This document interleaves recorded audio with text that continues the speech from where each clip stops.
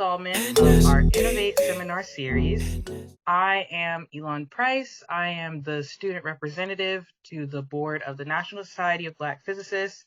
And this seminar series is a collaboration with our lovely host at the Kavli Institute for Theoretical Physics at UC Santa Barbara.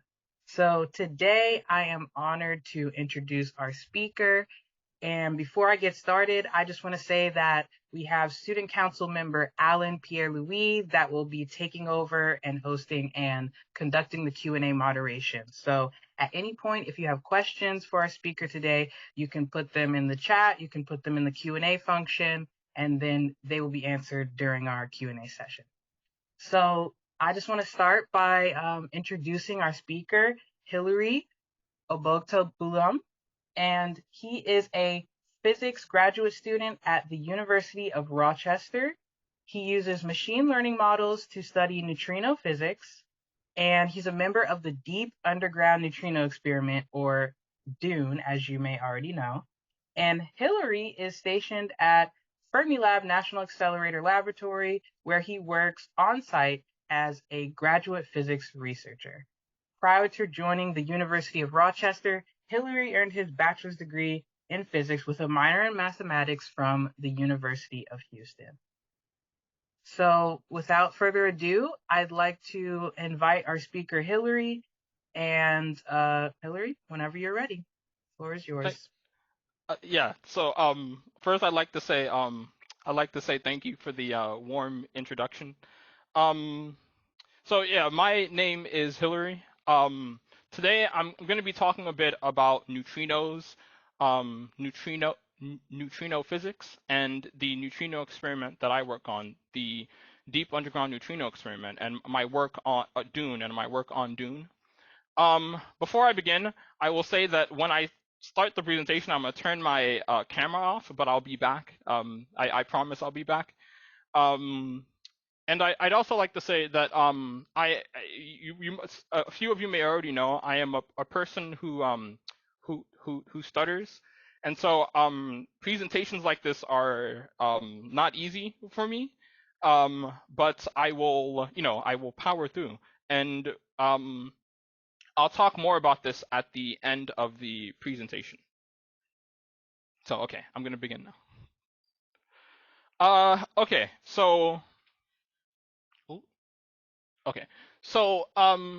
Neutrinos are neutral, subatomic, elementary particles that move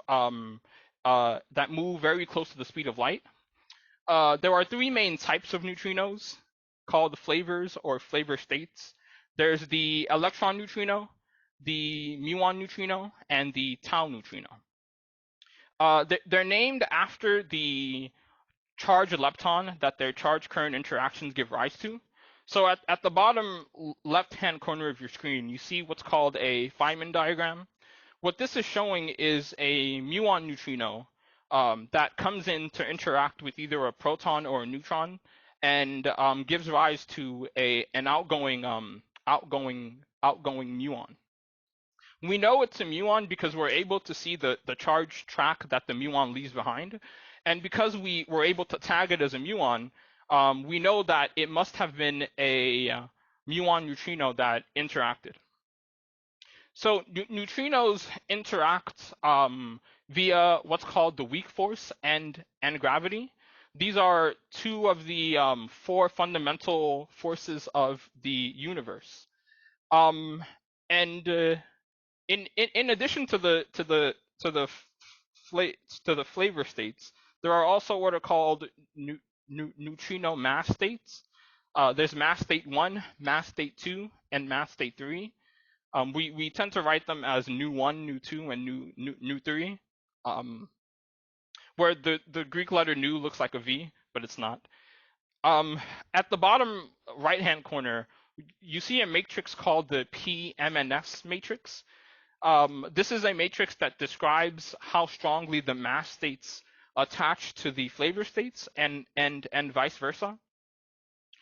The actual mass states, the actual masses of the mass states are unknown, and in fact, it's only the difference in mass states that matters to the study of neutrinos.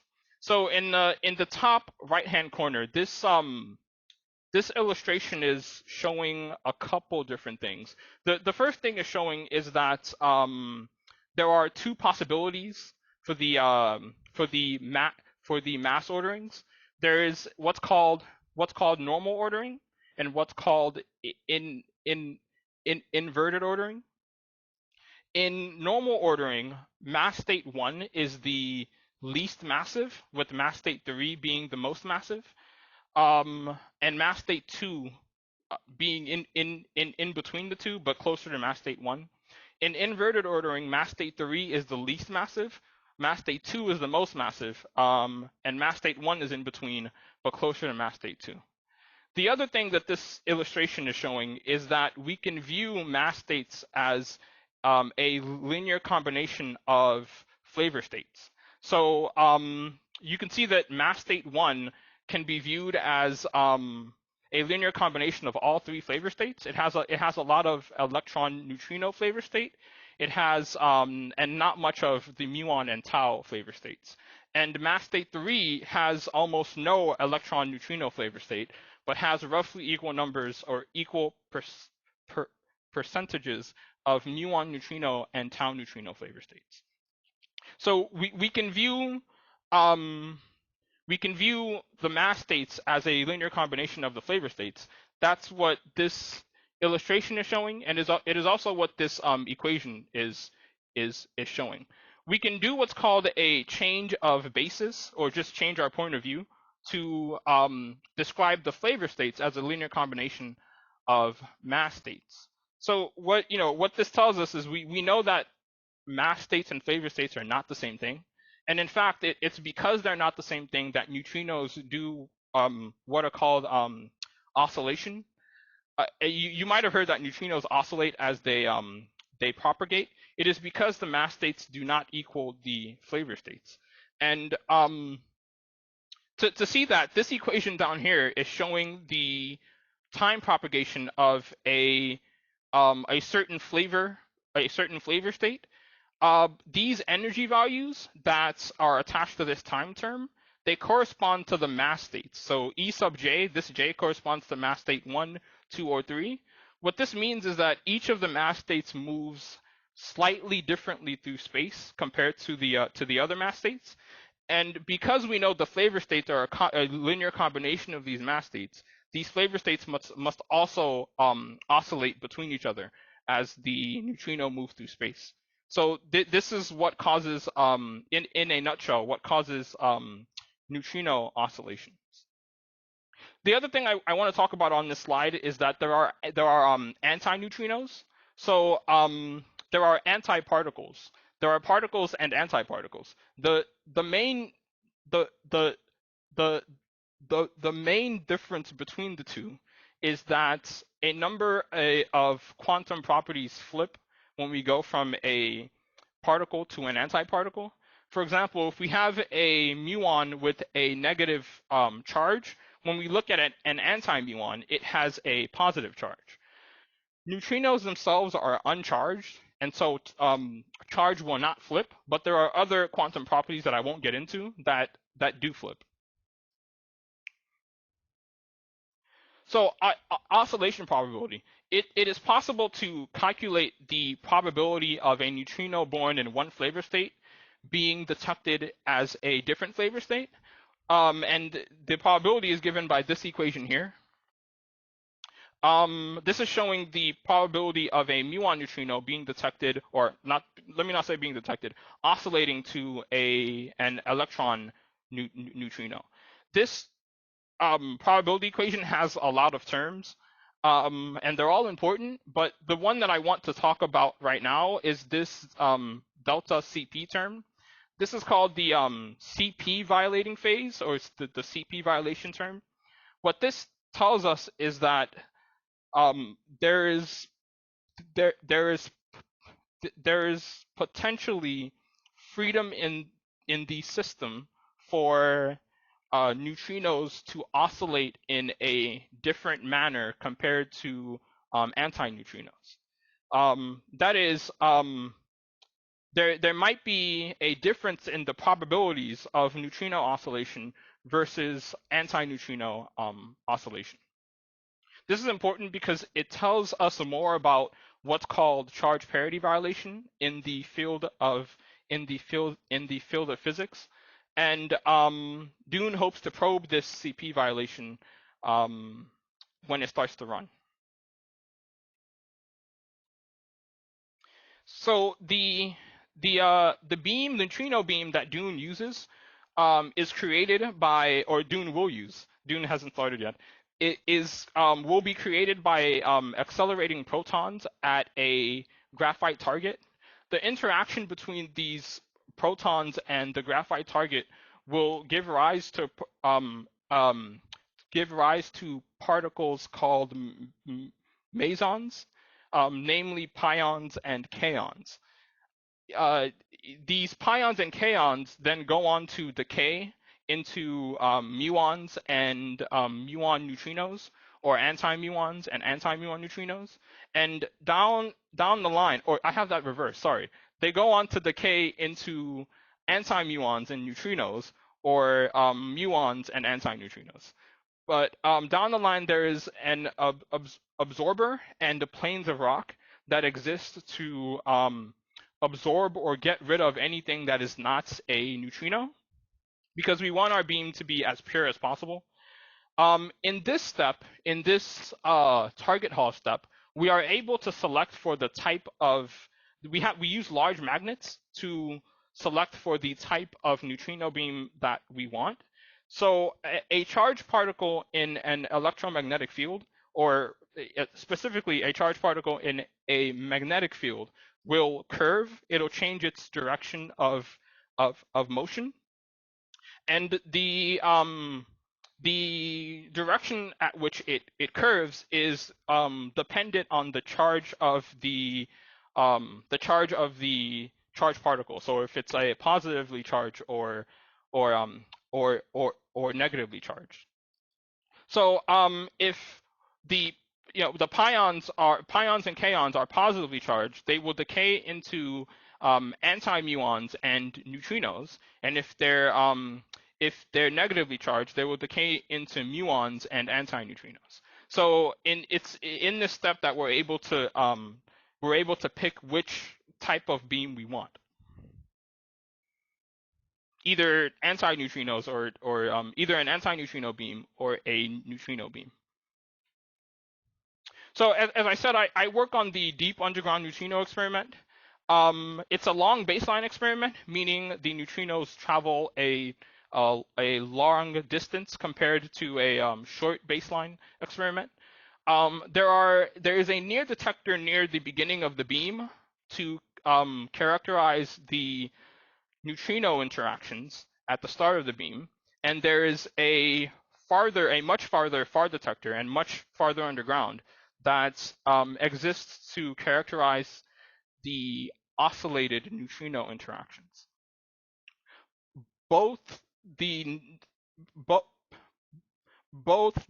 near detector and the far detector use a type of technology called a liquid argon time projection chamber, and or a TPC for short, or a LArDRIP for short.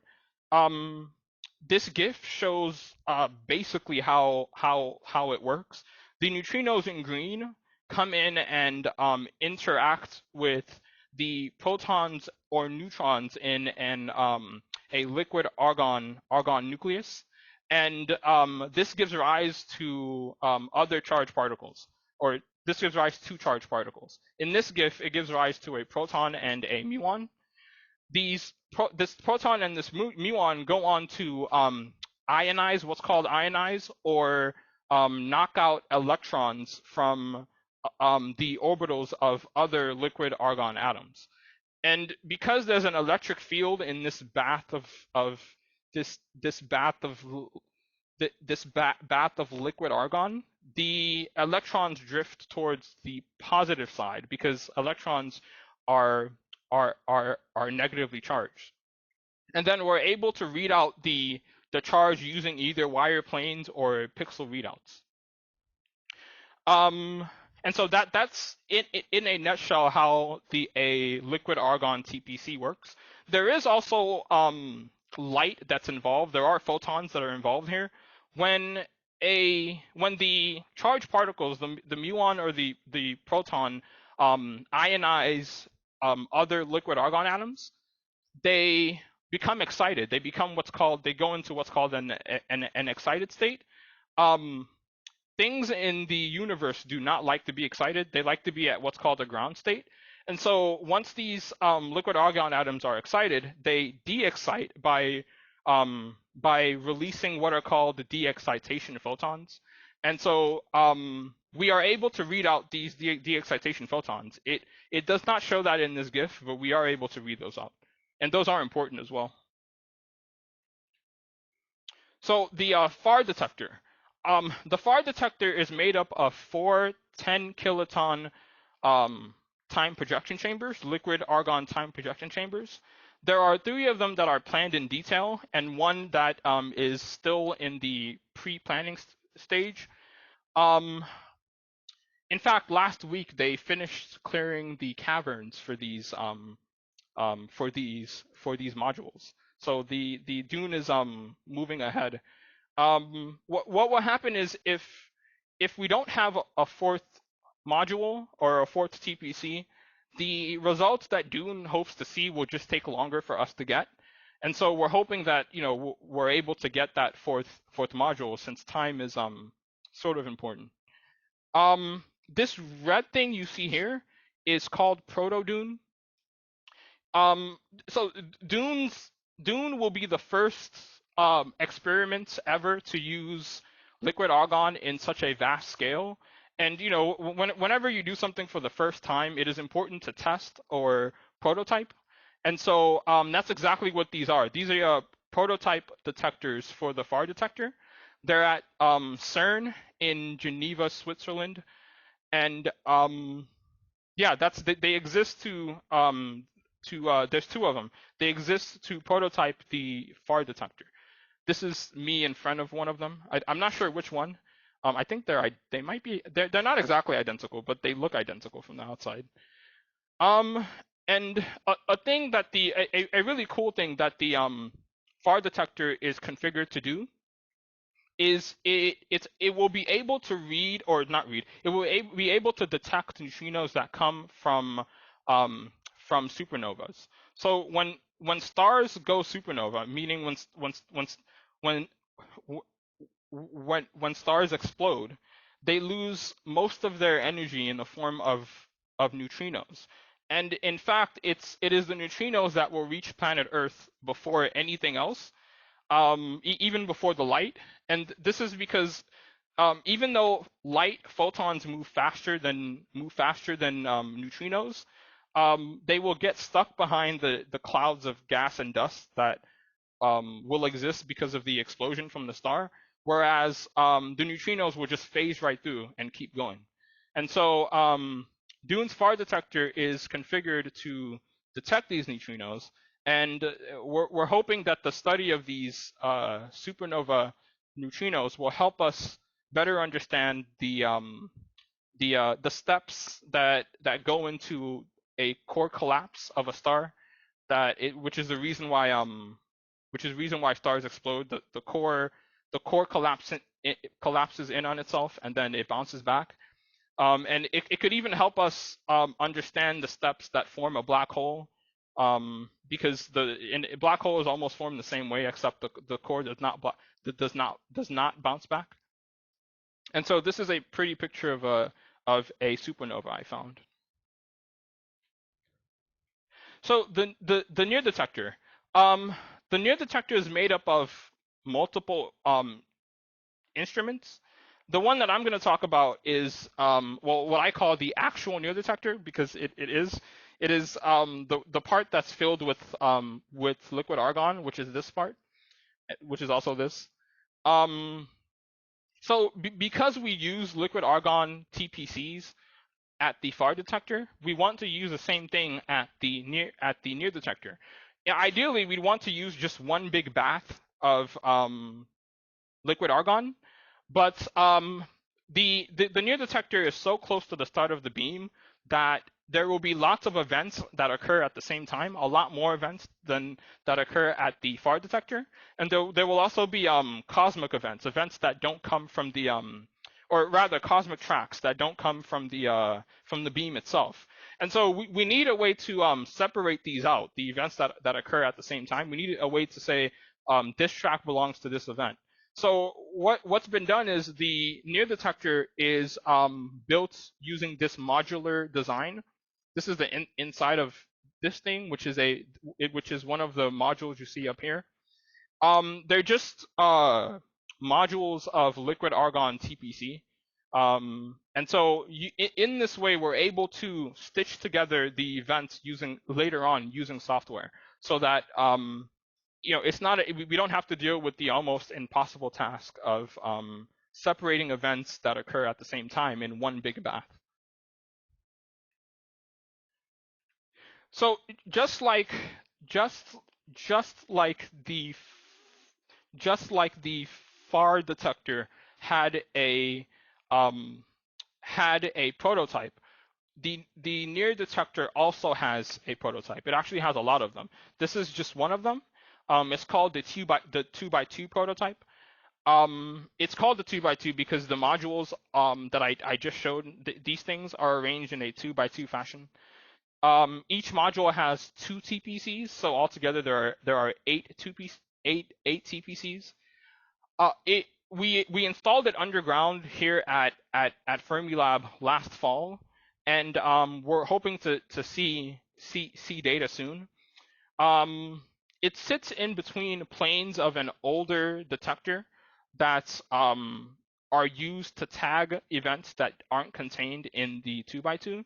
So this pion track, this proton track, and this other pion track are not contained, but because of these planes that have been repurposed, we're able to still see them.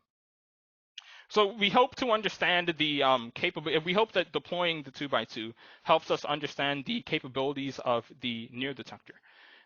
Because of the 2x2's, both the 2x2 and the near detector's modular design, there are gaps between modules. So there are inactive regions where there is little to no liquid argon. And one of the questions that I have been attempting to answer in the past 4-ish months, I and a team of us actually have been attempting to answer in the past few months, is can we train a machine learning model to learn to infer what tracks look like in these inactive regions? So the first machine learning model that I deployed and I'm still looking at is called a vision transformer. Vision transformers work by building relationships between patches of input data where the input where the input data can be an image or an audio file or a sentence. In this case, I'm using an image, and it learns, it just learns to build relationships between these patches. So, for example, the vision transformer will learn to build a relationships between this patch and every other patch, and then it'll come back and do this patch and every other patch, and so on and so forth. And because it learns in this way, we're able to say, hey, if I remove this area, if I get rid of this small area, can you tell me what you think this looks like? And so that's what you see on the right. I'm deploying this on 2D versions of charged particle tracks, or just 2D projections. So the side view or top-down view of a charged particle track. And I'm getting rid of this green region, and then I'm asking it, hey, can you try to reconstruct this green region? And as you can see, topologically, it does pretty okay, especially with this one here. With this one here, it does okay as well. So I'm going to flip through a few of these results as I quickly talk about them. So here you see it's still doing okay. I could even apply some smearing to get this to look more like this. So I would call this a success that still needs to be worked on. Here's a results where there are two tracks that go through the inactive region. Here it is again. This one looks really good. I'm really happy with this result. You can barely even see the pixels that shouldn't be there. In this result, it doesn't grab this bunch of points, but that's okay. I don't know if this is something that can be fixed with more training data, but I will find out. So these I've been showing 2D projections of what are 3D charged particle tracks. So the problem itself is a 3D problem, not a 2D problem. And so we we have to find a way to represent these tracks in 3D if we want to approach the problem as a three-dimensional problem. And so we have also tried vision transformers using what are called point clouds. So point clouds are small spheres in space that can be arranged to look like a thing, like a chair, a lamp, a car, an airplane, and charged particle tracks. So the color scheme here does not mean anything. It's just it exists to make it easier to see which areas have been removed. So this model looks like it's doing well, but there's the results are sort of dodgy. In that looking at this, I wondered to myself how this is a 3D thing. We're looking at a 2D view of a 3D object. On the left is the ground truth. In the middle is the ground truth where I've removed some batch of points, some continuous batch of points, and on the right is what the model has reconstructed. So I look at this and I wonder to myself, how does the model know that this is here? Right? If I remove it, it's either it's either really well trained or there's something else going on. And the answer is that there's something else going on. I'm going to flip through a few of these results. So the sequence stays the same. Ground truth on the left. In the middle, I remove some batch of points at random, and on the right is the reconstruction. So again, how does it know this batch of points exists? Here's some more results. I personally expect this model to work well. A priori, I expect this model to work well on long straight tracks more than non-long straight tracks, which is sort of what we see. Even though, again, it's a dodgy result because it all looks good.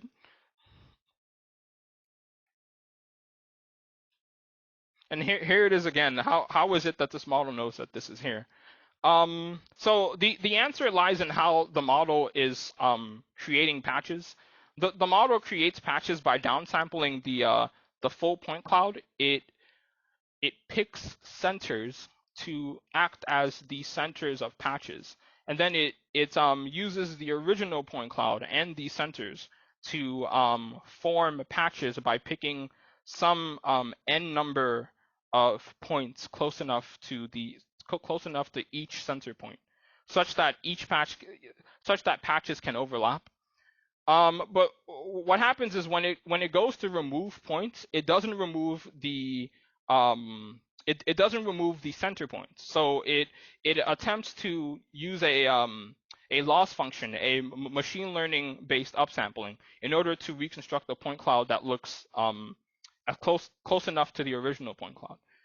This is this won't it won't work for our purposes because in the inactive regions of the 2x2 there is no data. And so because of that, we've moved on to look at other types of neural networks. I apologize that this is a really blank slide. I wanted to put stuff on it, but I'm still in the stage of learning what these two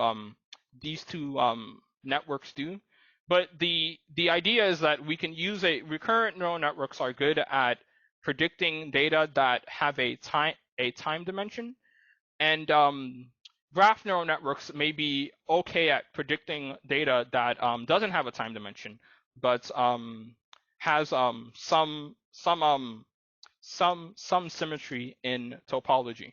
So I've been doing some reading and some looking over code to see if it's possible for me to either use an already existing RNN and an already existing recurrent neural network, graph neural network, or build my own. And so this slide is, I should say this is where I am right now, trying to build my own or look at these other models. And specifically for 3D, the 2D model I showed before is working well enough that I can just continue iterating on it. And lastly, I wanted to talk a bit about the motivation behind me giving this talk. First, I'd like to say thank you to NSBP and the Calvi Institute. So I am a person who stutters, and this was my first talk ever that I've given that's lasted past eight minutes. It is difficult for me to give these talks and requires a lot of preparation that my advisor was kind enough to sit through with me. But it is I wanted to do this talk because I just had never done it, and a talk like this, and I had some good work that I wanted to show. I tend to the way I and some other people who stutter go through life is the English language is vast enough that personally I will, if there's a word that I can't say, I will pick a different word that means close enough to the same word and say that one instead. And I tend to have lots of options because the English language, I have a good grasp on the English language, and it's vast enough that I can do that. But when it comes to specialized fields like the neutrino field, there's no other word for the word neutrino or muon or electron. And so when I can't say those words, I hit what's called a speech block, or I stutter. Speech block is where my mouth is open but nothing comes out, even though I'm trying. And it is mentally and physically painful at times. But I wanted to give this talk to break this barrier that's been in front of me my whole life. And I'm happy that I've done it. And I'm happy that I put in the work in order to get it done. And the second motivation really stems from the first one, is just to raise awareness for people who stutter in and out of academia. That people who stutter exist, and it is usually we will be quiet just because talking may not be an option at a given time. But I wanted to help. One of the ways that I could help raise awareness is to give this talk and also talk about the fact that I am a person who stutters. And so with that's it. I'm done, and I am happy to I think Alan will run this, but I am happy to take questions. Thank you everyone for coming. I appreciate the support. All right. Thank you so much, Hilary, for leading us through that. It's a fascinating talk on neutrino physics, and thank you for helping us to have awareness about stuttering. That is very important. So thank you for that. We have a couple of Q&A things already, so I'm going to list them off. So Maya Chukov says, amazing job, Hilary. Jamie Miller says, great talk, Hilary. How do you see machine learning being used in other areas of physics?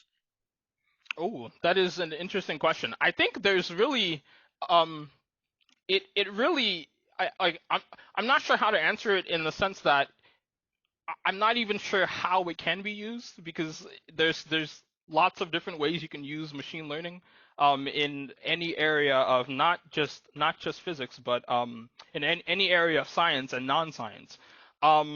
We're entering sort of an age where machine learning is everywhere.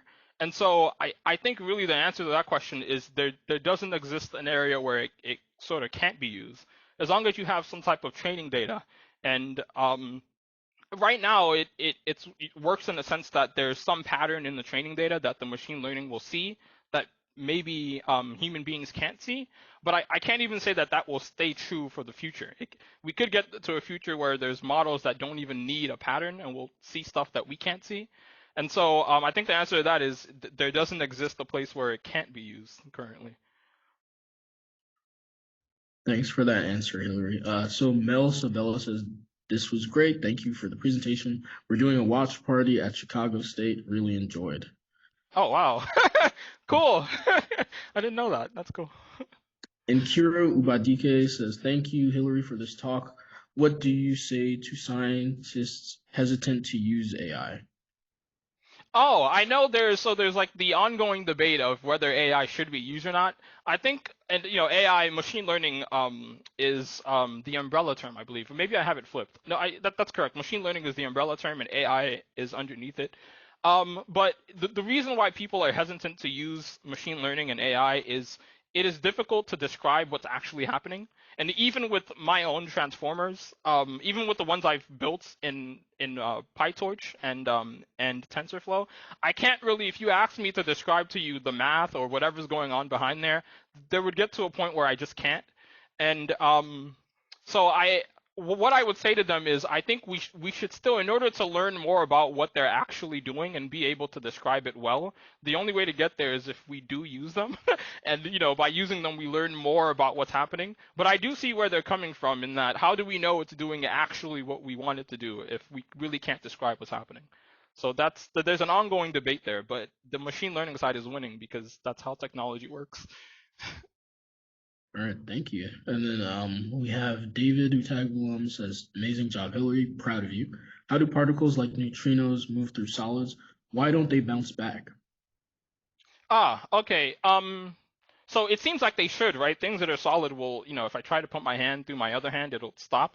But atoms are mostly space, and so it's like there's a whole bunch of space, and the neutrinos themselves, as they come through, move through an atom, they will, if they hit something, they may scatter, but the only way they will hit anything is if they interact via what's called the weak force.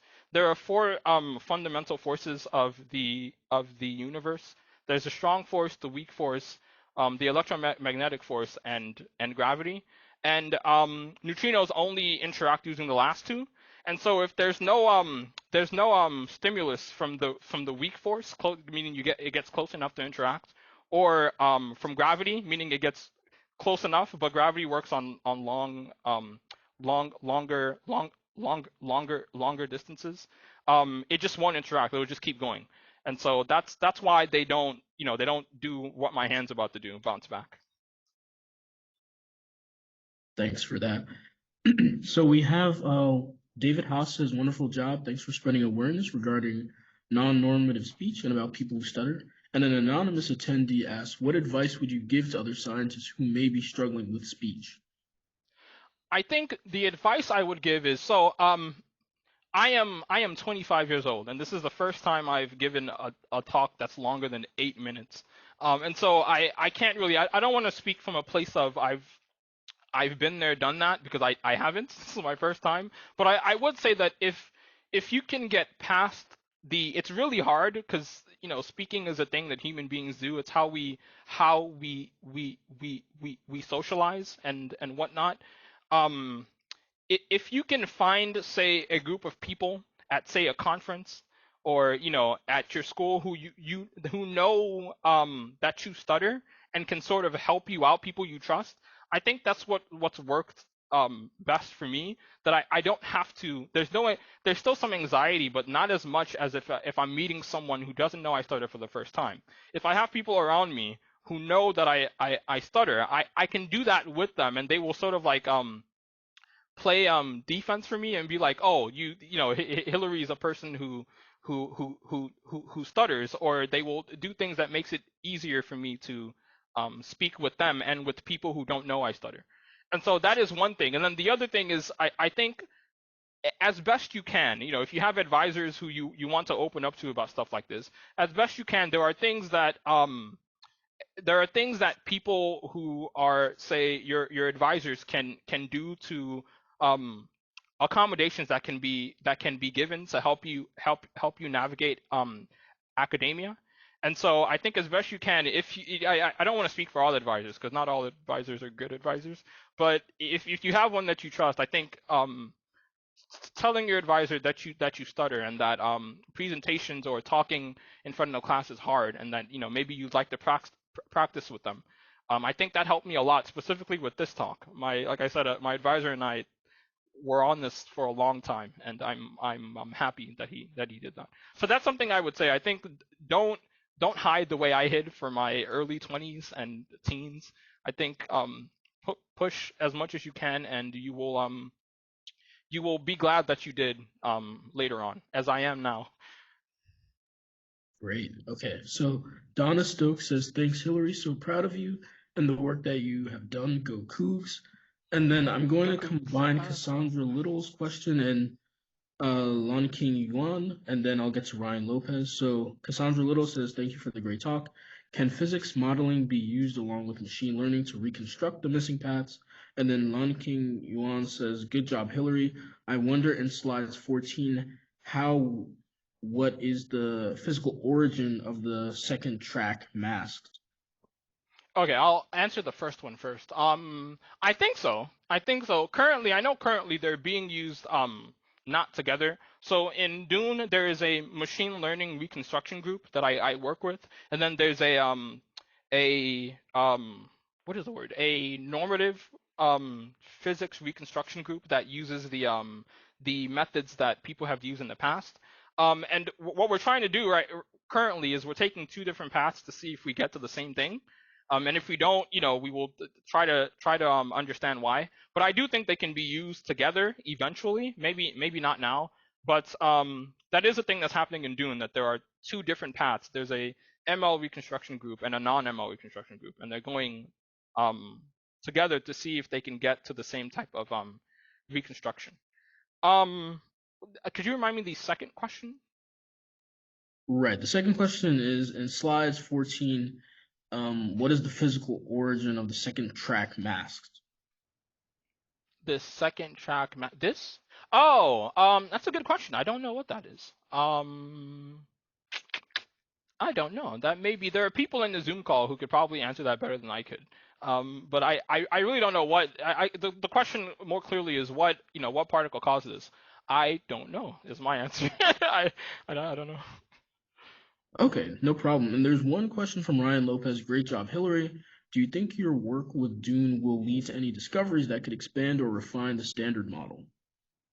Yes, there are. So not specifically my work. At least not yet or in any way that I can clearly see. There is for people who don't know, the standard model is the view of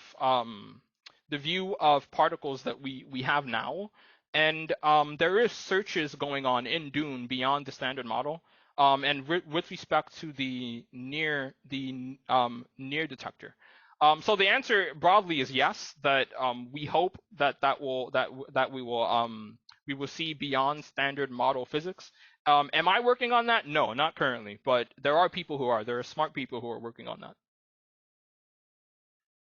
Okay, great. So I don't see any more questions in the chat. I had a brief one. You mentioned separating out cosmic events.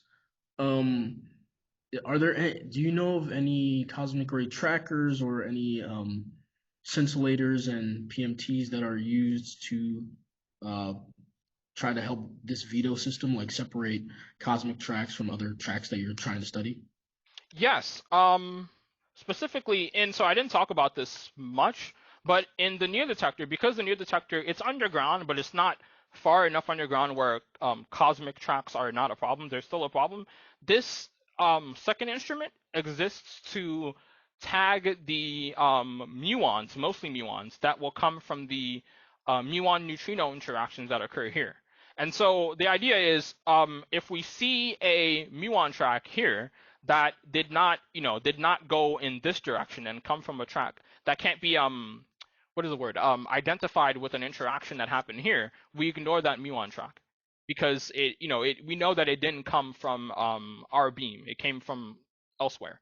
And so the answer is yes. We are in the near detector. That is a concern because it's it's underground but not far enough underground. And so we tag the muons that come from the neutrino interactions. The same thing happens in the 2x2 here.